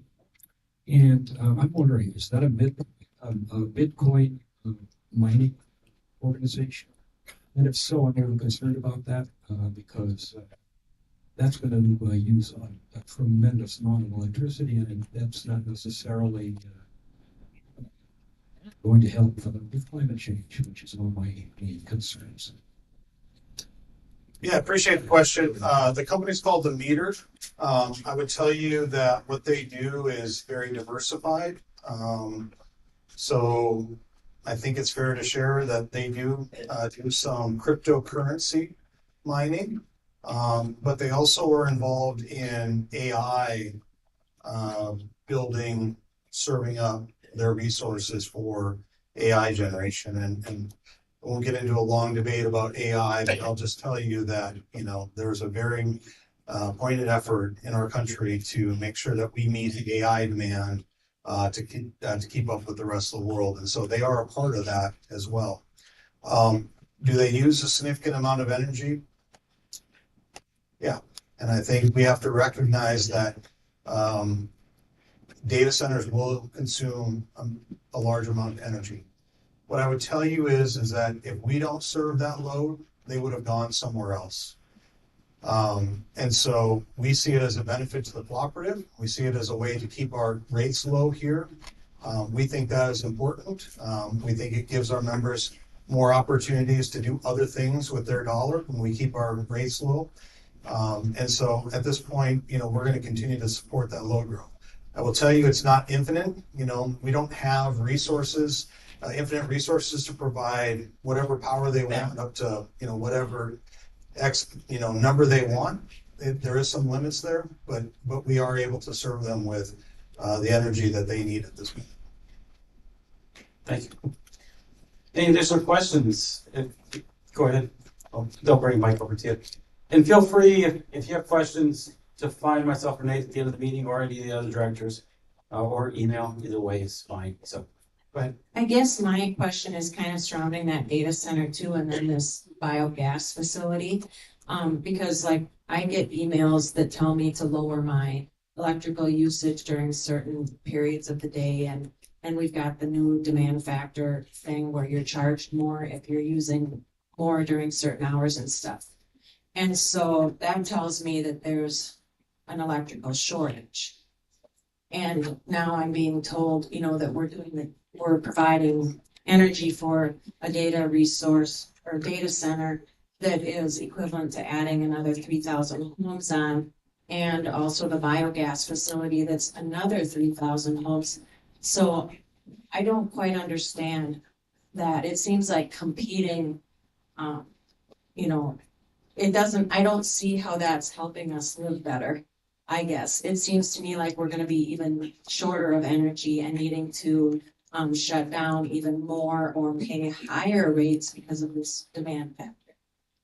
It's a great question, and I appreciate it. And let me see if I can help clarify some of the confusion. So currently, we don't have an energy shortage. What we have is during certain periods of time where we have too high of demand periods, right? So those critical periods that we ask you to reduce your load, it's because there's strain on the grid. But if you look at the big picture of our market, those windows are fairly small overall in the grand scheme of things. But to answer your point, or to answer your question, the meter participates in the same load control that we ask our members to participate in. They're curtailing at the same time that you all are asked to be doing that. And that has an impact to their business. But they recognize that to be a good steward, be a good part of the cooperative, that is a good thing for them to do. And so when we ask you to curtail your load during those periods, they're doing the same thing.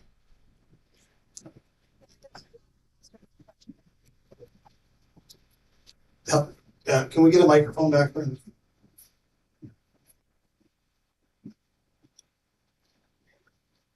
I'm sorry, but that really doesn't answer my question. I understand that they're having to curtail as well, but the total amount of energy that we have, they're adding a big load to the amount that we have. So they're taking away from what we would have, which would, require us to limit even more.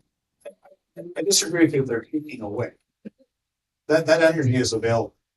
That was my point, is that energy is available. We have that energy available to us.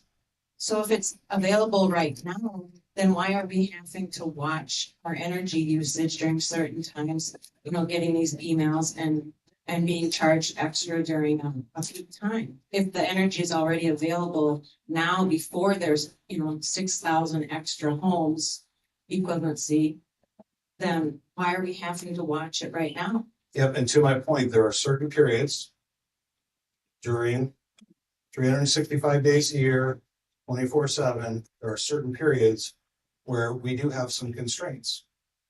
And that's when we ask people to lower their demand. That's when we do load control. That's when we have those. So the other times, those load controls might happen 4 to 6 hours. They happen once a week. All those other hours, we have plenty of energy available to us. It's just during those small windows. So could I expect then when these facilities come on board that we will not have any more load control emails than we do right now? The same load control emails that we've had previous haven't changed. Those have been standard. We haven't changed those. So I think the answer to your question is you're being asked to control just like they're being asked to control. That program hasn't changed. So at the end of this year or next year, when these facilities are actually using power from us, then will we not be getting any additional emails? I mean, any more than we're already getting to lower our electrical usage? So to answer your question, and I'm not trying to evade your question, but I don't have control over, when those emails come out. That is largely established at a regional grid level, which is MISO, and within Dairyland Power Block. So I can't sit here and tell you, well, MISO's not going to have more of them. Dairyland's not going to have, is going to have the same. I can't sit here and tell you that. I don't know that answer. Now, last year we had a very temperate year, right? There wasn't a lot of those crazy cold days and really, really hot days. We didn't have a lot of those. We probably had less calls last year than normal. I don't know what the weather will be this year. If we have really hot summer, you're probably going to see more load controls because, again, there's certain days where the regional grid has some capacity constraints. But that is not impacted by the data center. The data center doesn't impact those load control days when we look at holistically the entire. I guess I'm just going to try asking my question one other way. Okay. And that is like, if you have a certain number of people, that you got 100 pounds of potatoes, and you're feeding a certain number of people the 100 pounds of potatoes, and then all of a sudden you increase the number of people that you're feeding 100 pounds of potatoes to by, you know, whatever the percentage, by 6,000 or whatever that percentage would be, but you still have the 100 pounds of potatoes, it seems to me like there's going to be a shortage and some kind of a problem. So that's kind of how I'm looking at it. And so if you could explain to me how that's not going to affect us. Well, I was gonna say, I think part of it is power is a instant in time. You know, there's not, you can't produce power today, or realistically, mostly you can't produce power today to use it a month from now. So it's that instantaneous power is part of kind of what's getting to your question is there's a certain capacity at every second of the day. And so it's just during those slight periods of a handful of days in the year where there is challenges to the amount of power that's available. That's only for those few days of the year and few hours within those days. The rest of the year, there is power available. And so I think it's a little different way of looking at it in the electric industry. It's a moment in time you look at. It's not you can't, you know, your power is continual throughout the clock. It's continual throughout the year. You can't use all your power in one day. It's a different way of looking at it. So let me see if I can just bring this to a close. And I would maybe really ask, we have a sidebar conversation. We can probably pull up MISO and show you the charts, but think of, we have this much capacity most of the time, almost all the time. We use about this much on a regular basis. Every now and then we creep up to here. That's when we ask for load control. We go back down. The rest of the time, there's that much difference between what's available to us and what we're actually using. So to use your analogy, we got 100 sack of potatoes. We're using 50 of those potatoes every day. Every now and then we might need 98 of those potatoes. The rest of the time we got 50. So we are selling another potato to a data center and another potato to a biogas facility. So we are using some of those potatoes. But keep in mind, Dairyland, and then if you want to bring down to Pierce Pepin, we are a very, very small fraction of that bigger picture. So the blip from the data center, no one even noticed that in the MISO market. There was that didn't even register on their scales. So just one more question. How many homes do we serve right now? About 8,000. So it's almost doubling. I would say we're in terms of the load. Thank you. But again, we don't use, even as homes, we don't use energy constantly, right? Even in homes, there's a curve that goes on. Any additional questions? Yeah, I was gonna make a comment. We could grab a mic and get it, just so we can get it undone. I got a quick one. Oh, Okay, switching gears to biogas and solar. How much percentage, if any, does the government kick in as a subsidy in building a solar or a biogas facility? I don't know on a biogas facility. I'm not involved in the economics of that. Correct me if I'm wrong, there's about a 30% federal tax credit on solar.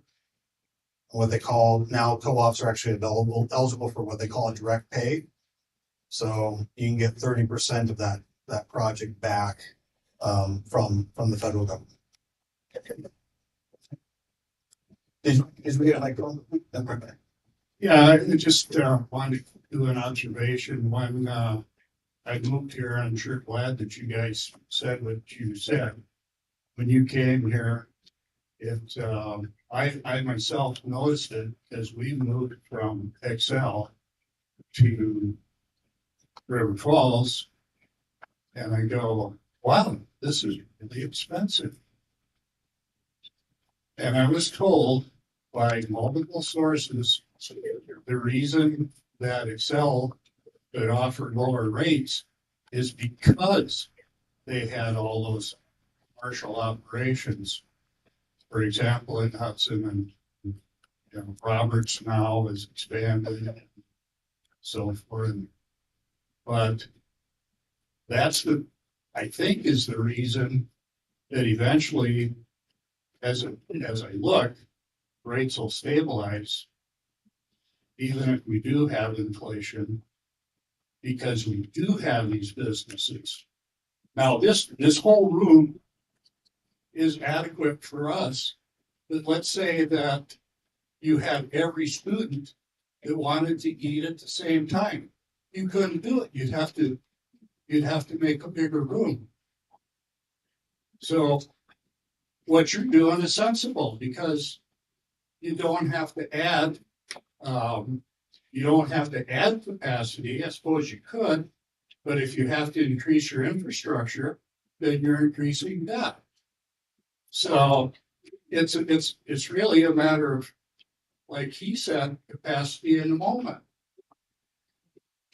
So I guess that's, and probably, I hope that clarifies, her question. It's like you said, you always have those potatoes to use, but at one time, you got to kind of control how everything goes out. Yep. So anyway, thank you very much. And I also wanted to commend one of your workers for Swiss Current, and that is Jesse. Sorry, I don't know his last name. Never met him, but he's fantastic. If you ever have a service question, he was able to answer everything I wanted. Martin was. So thank you for having Jesse on staff. Thank you. We'll pass that along. And by the way, on my annual meeting bingo card, I did not have potatoes on there, so I appreciate that. That will be in the order. Additional. I had a question for two power plants. Inspected, essentially replaced. They're starting to show that each one. Yeah, good question. Mr. Brad Risto back there with the yellow notebook. He's your guy. He'll be out there tonight. The question concerns future electricity generating capacity, and if you're aware of any things that Dairyland has in the plans for additional generating capacity. Yeah, I think what I can suggest to you is Dairyland, they just released it as a press release, so I don't think it's it's not a secret. They've been reaffirmed on their new era, which was under the Infrastructure Act under the Biden administration. What that is allowing them to do is to go out to the market and purchase renewable contracts. Part of the new era money will help offset the purchase of those contracts. I would say still in the queue are their evaluation of other generating facilities. There is not any current development or construction going on of any new generating facilities, but I can assure you that they are looking at those opportunities and will be opportunistic if something should come up or a project should make itself available that's cost effective. Any additional questions?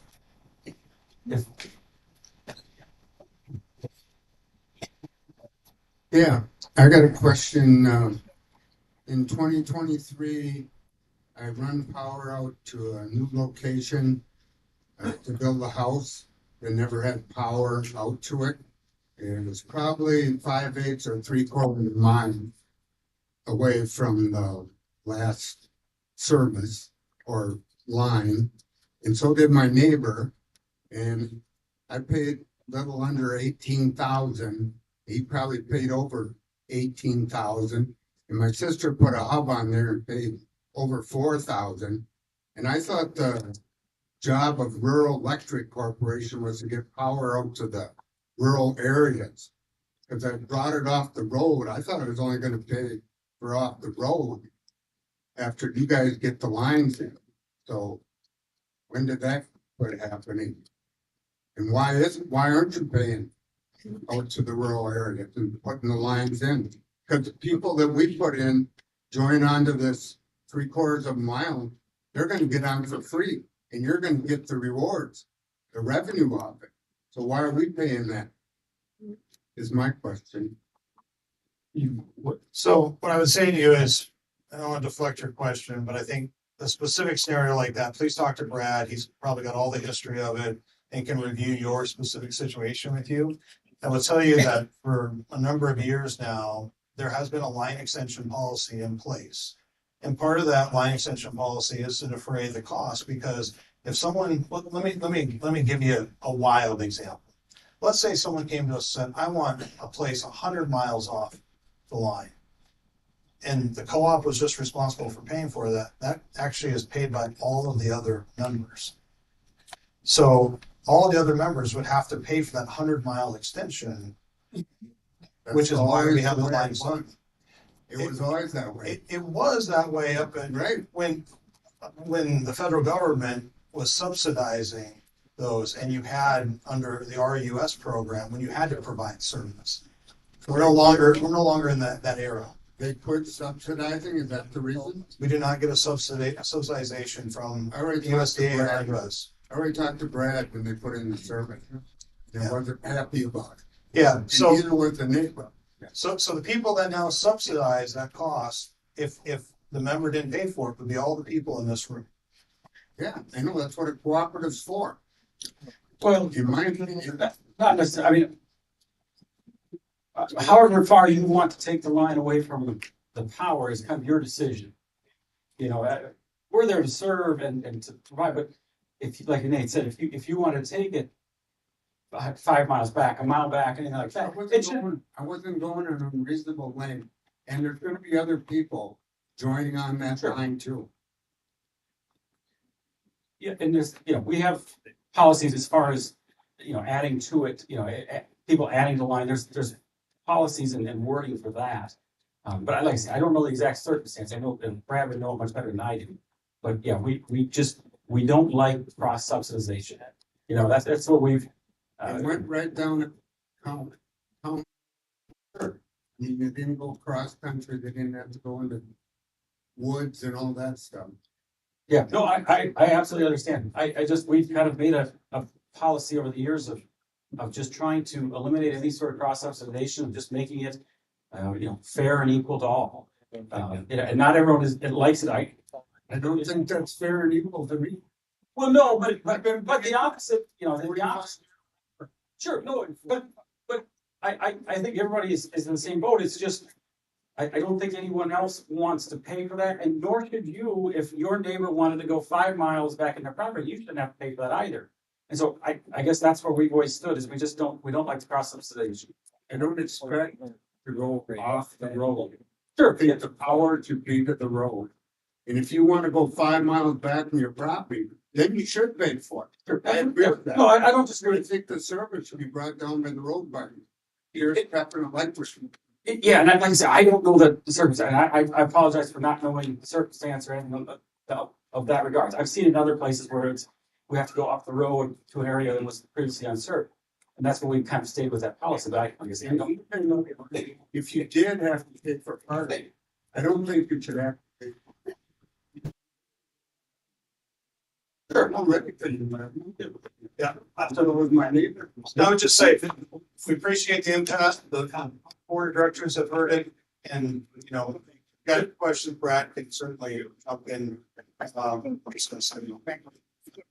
All right, other questions? Question here.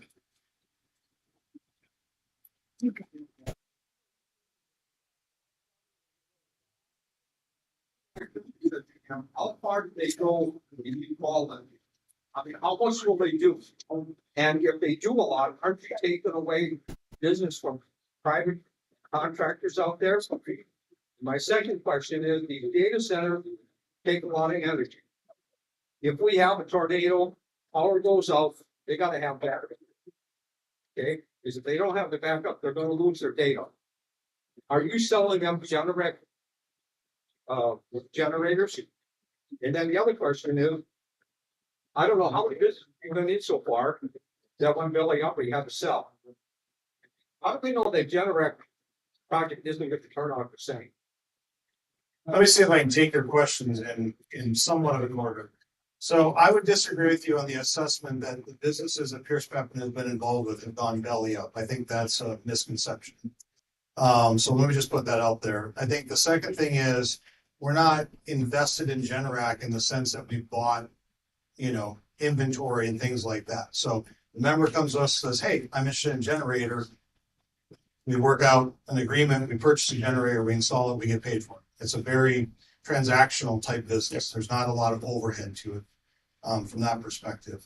I think your comment about, what happens if a storm comes through and the data center goes offline, that's a risk that they take. They understand that they may be offline because of that. Natural disasters are part of the world that we live in. They understand that.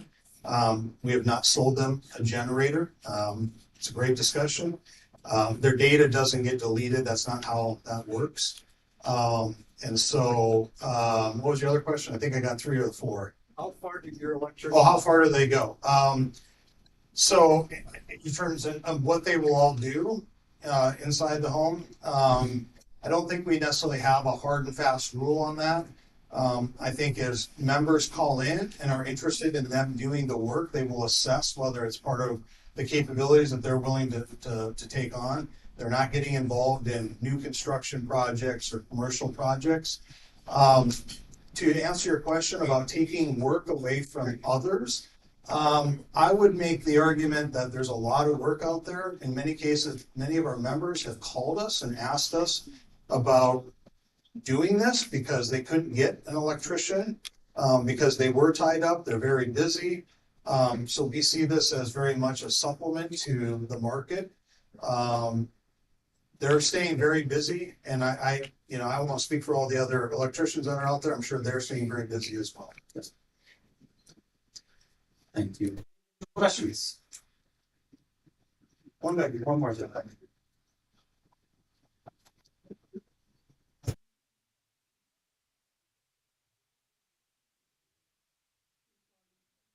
This mine is a common or question. You make my bill online.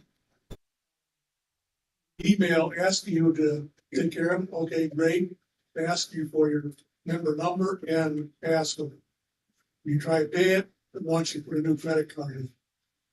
But if you log in with your email and a password, then you can access your saved credit card.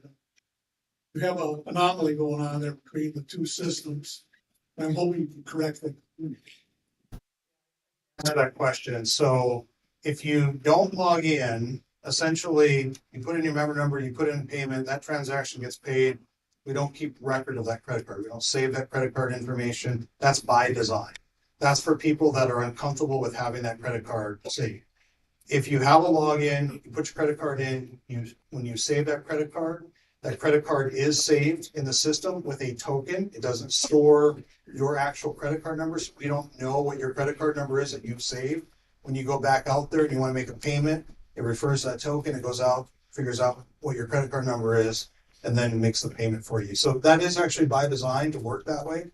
I would encourage you to log in. That way you get lots of other features by logging in, and it's probably faster for you to go through that method of making your payment, or sign up for auto pay, which I'm sure Charities Group would love to get you signed up for too. Once I figure out that's going on, that's what I'm doing from now on. Thank you. Yep.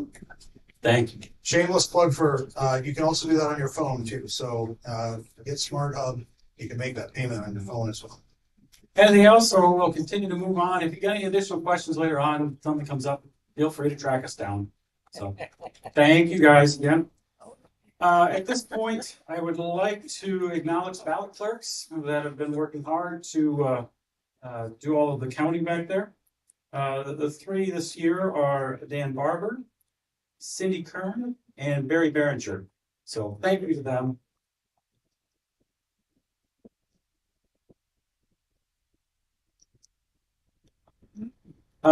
Jenny, she's here. You gotta hit the button.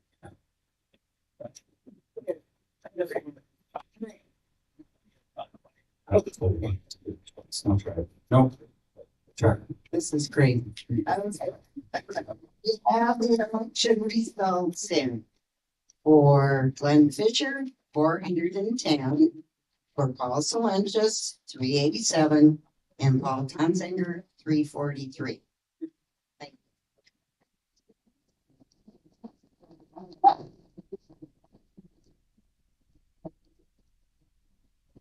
Having the elections results reported, and there are no disputed election results. Do I have a motion to destroy the ballots?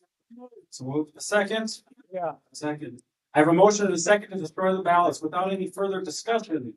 All those in favor of destroying the ballots signify by saying aye. Any opposed? Motion passes to destroy the ballots. I do have one quick thing before we get into door prizes. We have one certificate of recognition, a scholarship for Aiden Kelly, who's unable to attend, but he is $1,000 electrical line worker scholarship. So congratulations to him for that.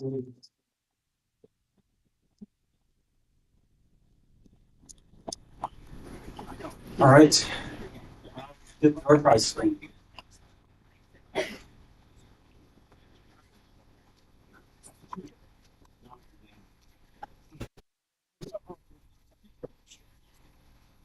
Well, now, we're gonna do something just slightly different this year. We have four. Tell me, we have four $500. No, no. Five. Okay, I got the numbers on it. All right, we have five $200 drawings. To build a little bit of suspense, we're gonna draw those five names and we're gonna put them down here. Okay? So I'm gonna pull out five names. Oh, that one doesn't count. That looks embarrassing.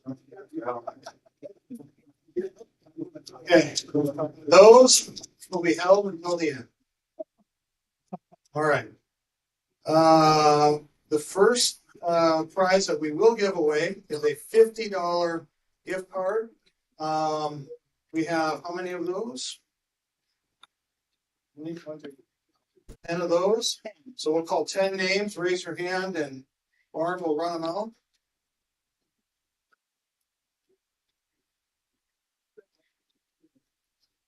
Prince.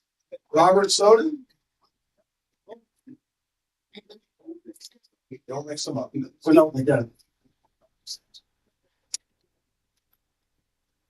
Dwayne Yanish.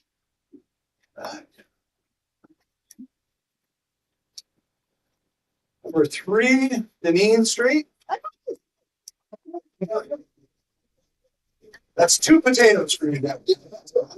Only 2 potatoes. Number 4, Douglas Hines.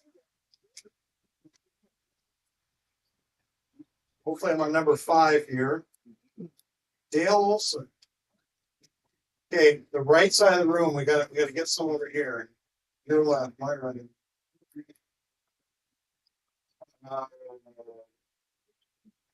Robert, Nona, Robert, James, Schladweiler. I get that right?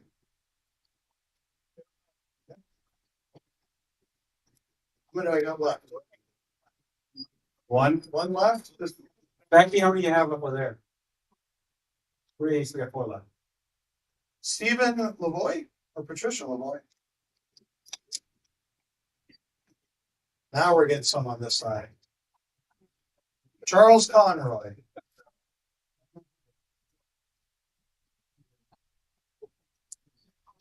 Now the left side's getting nervous. Brian Johnson.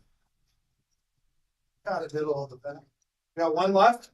Last one of the 50. We got a couple of things. And remember, some of you are in this pile.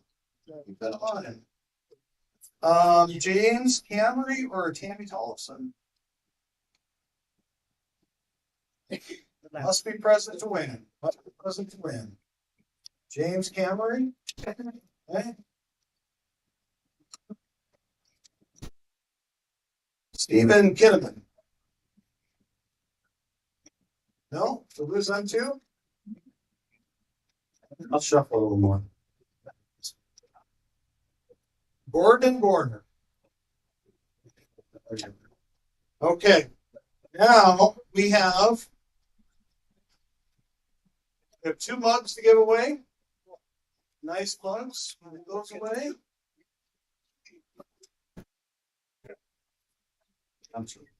I'm all excited. Okay, 2 mugs. Mark Freeborn and Philip Jakes.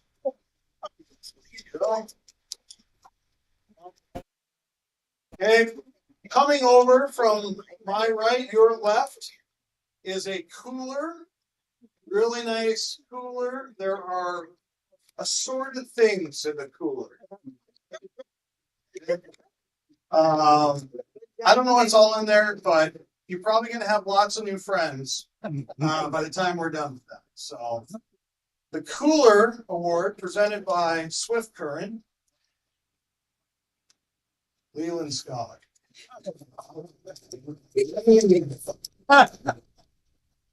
Lee has just made a bunch of new friends.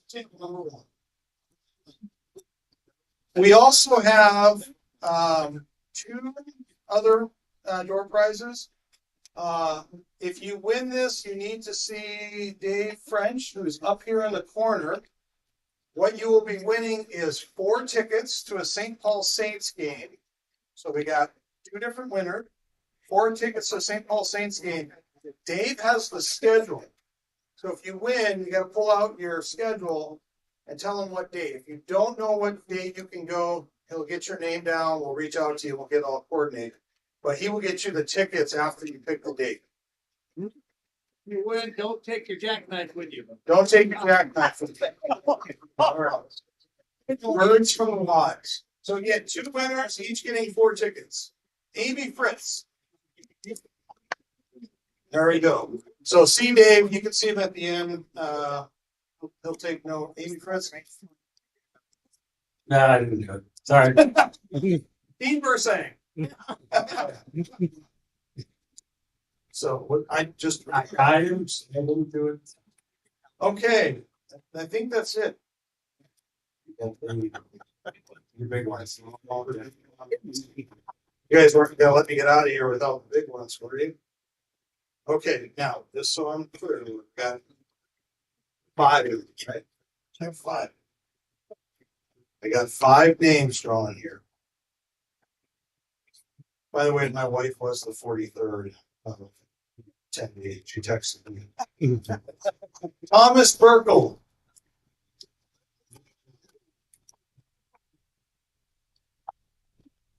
Stephen Fish.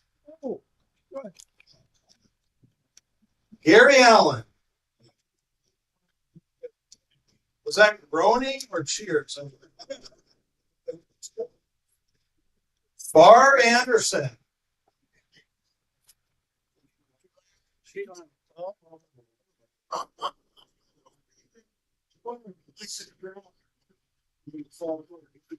Linda Lundstrom.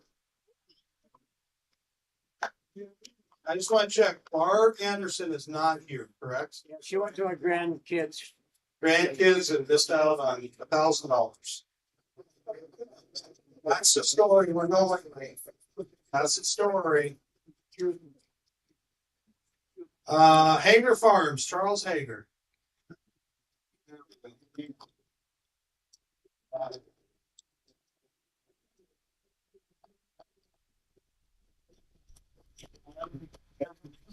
Well, thank you all. Is there any other new business that needs to come before the cooperative? Hearing none without objection, I adjourn the annual meeting. Thank you all for coming. We appreciate your members.